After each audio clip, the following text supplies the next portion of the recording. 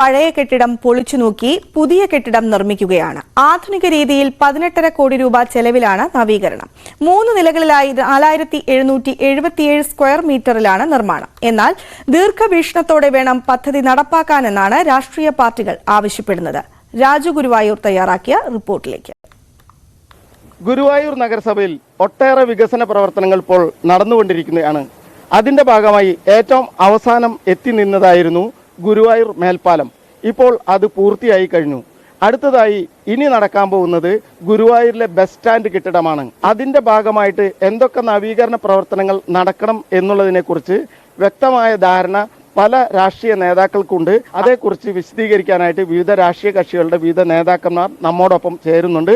അവരോട് തന്നെ നമുക്ക് വിശദമായ വിവരങ്ങൾ ചോദിച്ചറിയാം. എന്തൊക്കെ നവീകരണ പ്രവർത്തനങ്ങൾ വേണം എന്നതാണ് നിങ്ങൾക്ക് പറയാനുള്ളത്? ഗുരുവായൂർ ബസ് സ്റ്റാൻഡിൻ്റെ ഏരിയ ഏകദേശം 4 ഏക്കറോളം മൊത്തം ഈ ഗുരുവായൂർ മുനിസിപ്പാലിറ്റി ഏരിയ ഈ ബസ് സ്റ്റാൻഡിനോട് ബന്ധപ്പെട്ട ഏരിയ കിടക്കുന്നുണ്ട്.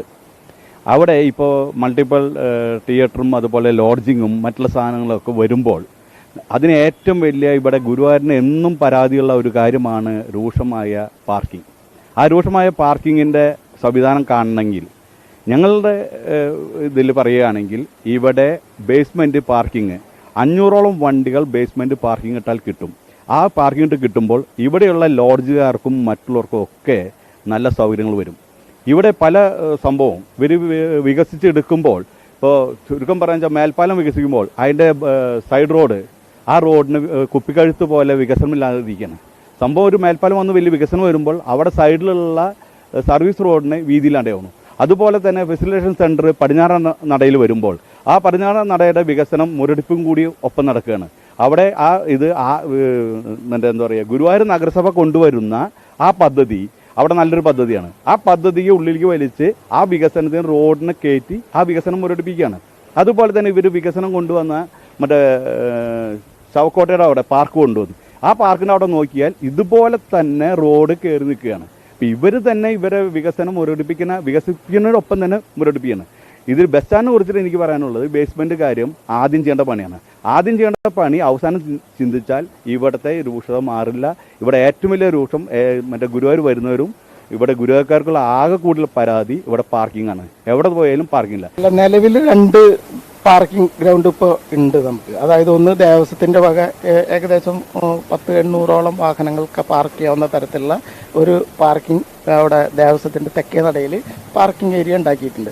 അതേപോലെ തന്നെ നഗരസഭയുടെ വടക്കേ നടയിൽ അമൃത് പദ്ധതിയായിട്ട് സഹകരിച്ചുകൊണ്ട് ഈ പാർക്കിംഗ് ഗ്രൗണ്ടിന് വേണ്ടിയിട്ട് ഒരു പാർക്കിംഗ് സംവിധാനം ഒരുക്കിയിട്ടുണ്ട്. ഇതൊക്കെ പോരാതെ ഇനിയും പാർക്കിംഗ് ഗ്രൗണ്ട് വേണം എന്നുള്ളതിൽ നിന്ന് എന്താണ് വ്യക്തമാക്കുക? ലോഡ്ജിങ്ങും അതുപോലെ ഷോപ്പിംഗ് മാളും തിയേറ്ററൊക്കെ വരുമ്പോൾ എവിടെ പോയാലും ഏത് സിറ്റിയിൽ പോയാലും അതാണ് ഏറ്റവും കൂടുതൽ പാർക്കിംഗ് ഏരിയ വേണ്ടത്. ഇന്നിവിടെ ഒരു വീട്ടിൽ തന്നെ 1-2 കാറിലായിരിക്കും. പ്രത്യേകിച്ച് കോടികൾ ജനങ്ങൾ വരുന്ന ഗുരുവായൂർക്ക് വരുന്ന ഇവർക്കൊക്കെ കാറായിട്ട് വരുന്നവരും ഈ കാറിനുള്ള പാർക്കിംഗ് സൗകര്യമില്ല എന്നുള്ളത് ഗുരുവായൂർക്കാർക്കല്ല, ഇവിടെയുള്ള എല്ലാ മാധ്യമ പ്രവർത്തകർക്കും എല്ലാവർക്കും അറിയാവുന്ന കാര്യമാണ്. ഇതൊരു മറച്ചകിൻ്റെ സത്യമല്ല. ഇത് ജനങ്ങളുടെ വിഷമം ഞങ്ങളോട് പറയുക എന്ന് മാത്രമേ ഉള്ളൂ. ഇതിൽ ഗുരുവായൂരിൽ ഇത്തരം വികസന പ്രവർത്തനങ്ങൾ നടത്തുന്ന സാഹചര്യത്തിൽ ദീർഘവീക്ഷണത്തോടെ ഒരു പ്രവർത്തനവും നടത്തുന്നില്ല. കാരണം ഒട്ടനവധി പദ്ധതികൾ ഗുരുവായൂരിൽ ഉണ്ടെങ്കിൽ പോലും ഞങ്ങളെ സംബന്ധിച്ച് അല്ലെങ്കിൽ ഇവിടുത്തെ പൊതുജനങ്ങളെ സംബന്ധിച്ച് വലിയൊരു ആശങ്ക. കാരണം ഒരു ദിവസം തന്നെ അല്ലെങ്കിൽ ഒരു മാസം തന്നെ 10,000-കണക്കിന് ആളുകൾ വരുന്ന ഗുരുവായൂർ ക്ഷേത്ര നഗരിയിൽ വികസനം ഇത് മതിയോ എന്നുള്ളതാണ് ചോദ്യം. ദീർഘവീക്ഷണത്തോടെ ഗുരുവായൂർ നഗരസഭ ഈ പണിയാൻ പോകുന്ന ഈ ബസ് സ്റ്റാൻഡ് ദീർഘവീക്ഷണത്തോടെ ആണോ എന്നുള്ളതിൽ ആശങ്കയുണ്ട്. അതുമാത്രമല്ല, ഈ പണിയുന്ന ഗുരുവായൂർ നഗരസഭയുടെ ഈ ബസ് സ്റ്റാൻഡ് കെട്ടിടത്തിൽ സ്ത്രീ സുരക്ഷയ്ക്ക് മുൻനിർത്തിക്കൊണ്ട് സ്ത്രീ സുരക്ഷ ഇവിടെ എത്തുന്ന ഭക്തരായ ഒരുപാട് സ്ത്രീകൾ, അപ്പോൾ എന്താ വെച്ചാൽ അവർക്കൊക്കെ ഒറ്റയ്ക്ക് വരുന്ന സ്ത്രീകളുണ്ടായിരിക്കാം, കുട്ടികളായിട്ട് വരുന്ന സ്ത്രീകളുണ്ടായിരിക്കാം. അപ്പോൾ ആ കെട്ടിടത്തിൽ സ്ത്രീകൾക്ക് എന്താ പറയുക ഒരു സെപ്പറേറ്റ് രീതിയിൽ അവർക്കൊരു വെയിറ്റിംഗ് റൂം രീതിയിലോ അങ്ങനെ ഇവിടെ എത്തുന്ന ഭക്തർക്ക് എന്താ പറയുക സുരക്ഷ ഒരുക്കുന്ന രീതിയിൽ 100% ഗുരുവായൂർ നഗരസഭ അത്തരത്തിലുള്ള ദീർഘവീക്ഷണത്തിലുള്ള പ്രവർത്തനം കൂടി ഈ വിഷയത്തിൽ അവർ അടിസ്ഥാനപരമായിട്ട് ചെയ്യേണ്ടതുണ്ട്. നേരത്തെ ഇവിടുത്തെ ഷോപ്പിംഗ് കോംപ്ലക്സ്, അതായത് ഗുരുവായൂർ കുറേ ഷോപ്പുകളുണ്ടായിരുന്നു, ബസ് സ്റ്റാൻഡിൽ കുറേ ഷോപ്പുകളുണ്ടായിരുന്നു. ഇവയൊക്കെ മാറ്റി ഇപ്പോൾ അപ്പുറത്തെ പാർക്കിംഗ് ഗ്രൗണ്ടിലേക്ക് മാറ്റിയിട്ടുണ്ട്. എന്നാൽ ബസ് സ്റ്റാൻഡ് അവിടേക്ക് മാറ്റും എന്നതായിരുന്നു ആദ്യത്തെ പ്രഖ്യാപനം. എന്നാൽ അത് ഇതുവരെ നടപ്പിലായില്ല. അതേക്കുറിച്ച് എന്തെങ്കിലും പറയാനുണ്ടോ? തീർച്ചയായിട്ടും ഞാൻ നേരത്തെ സൂചിപ്പിച്ച വിഷയം തന്നെയാണ് ഞാൻ പറയുന്നത്.